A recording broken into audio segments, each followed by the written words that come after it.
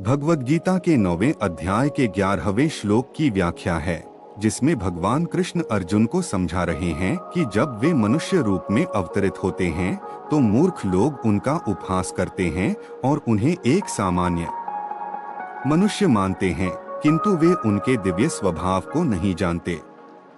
भगवान के ये विभिन्न गुण निश्चय ही सामान्य मनुष्य जैसे नहीं हैं। भगवान समस्त चराचरों में अपने अंश विस्तार परमात्मा के रूप में स्थित हैं। अतः प्रत्येक व्यक्ति परमेश्वर का निवास या मंदिर है।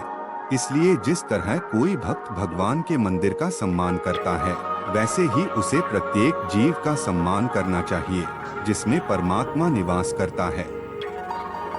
भगवद गीता के 9वें अध्याय के 12वें श्लोक की व्याख्या है, जिसमें भगवान कृष्ण अर्जुन को समझा रहे हैं कि जो लोग मोहग्रस्त होते हैं वे आसुरी तथा नास्तिक विचारों के प्रति आकृष्ट रहते हैं और उनकी मुक्ति आशा, उनके सकाम कर्म तथा ज्ञान का अनुशीलन सभी निष्फल हो जाते हैं।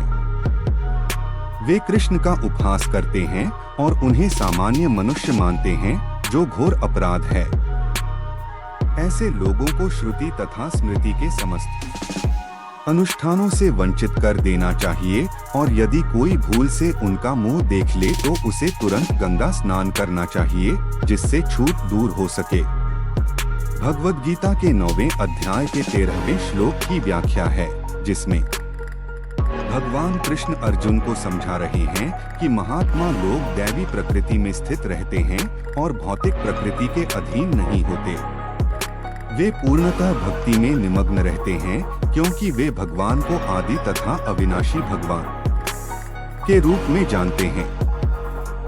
महात्मा अपने ध्यान को कृष्ण के अतिरिक्त अन्य किसी ओर नहीं ले जाता और शुद्ध भक्तों की संगति से प्रगति करते हैं।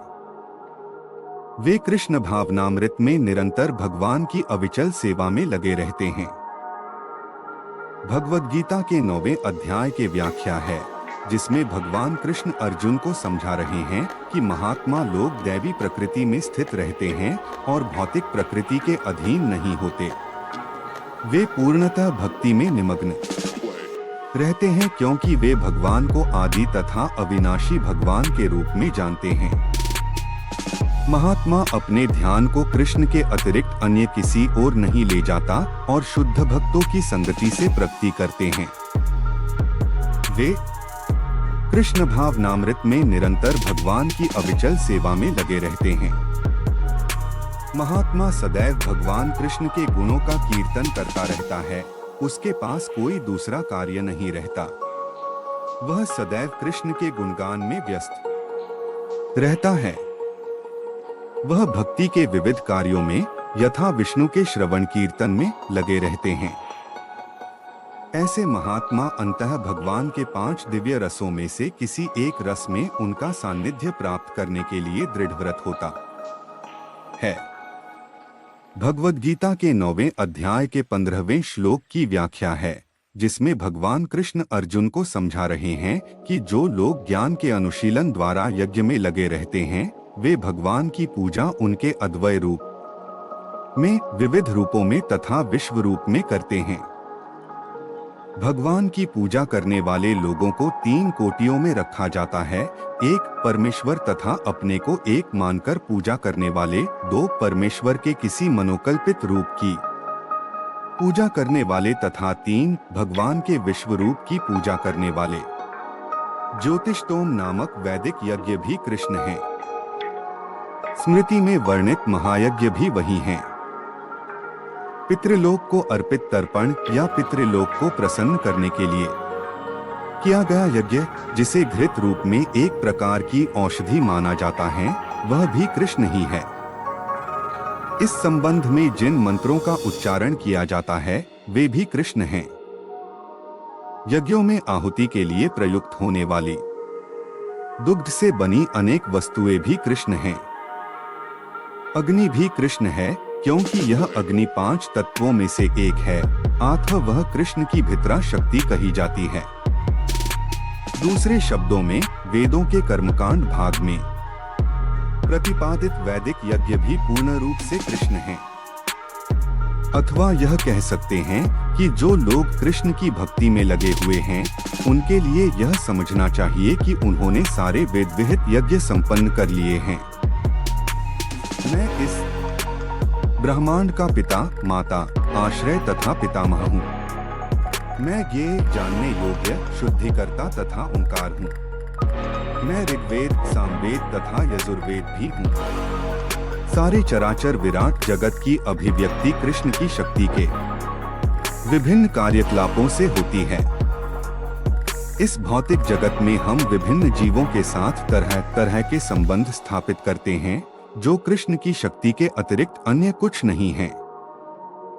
प्रकृति की सृष्टि में उनमें से कुछ हमारे माता पिता के रूप में उत्पन्न होते हैं, किंतु वे कृष्ण के अंश ही हैं।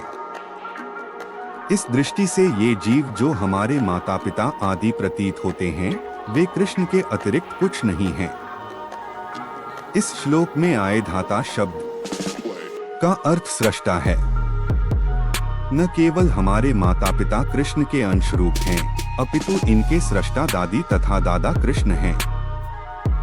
वस्तुतः कोई भी जीव कृष्ण का अंश होने के कारण कृष्ण है। अतः सारे वेदों के लक्ष्य कृष्ण ही है। हम वेदों से जो भी जानना चाहते हैं, वह कृष्ण को जानने की दिशा में होता है। जिस विषय से हमारी स्वाभाविक स्थिति शुद्ध होती है, वह कृष्ण है। इसी प्रकार जो जीव वैदिक नियमों को जानने के लिए जिज्ञासु रहता है, वह भी कृष्ण का अंश अतः कृष्ण भी है।